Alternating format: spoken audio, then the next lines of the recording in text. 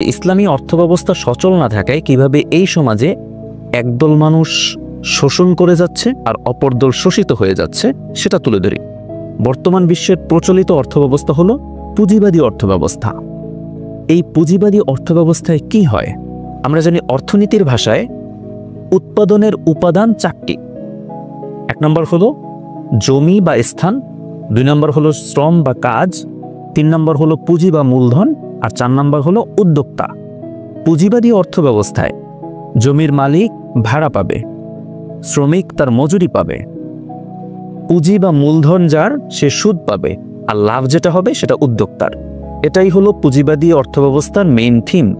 সমস্যাটা কোথায়? এই তো একটা প্রশ্ন, তাই না? জমির মালিক ভাড়া পাচ্ছে, সমস্যা নেই। শ্রমিক তার মজুরি পাচ্ছে, সমস্যা নেই।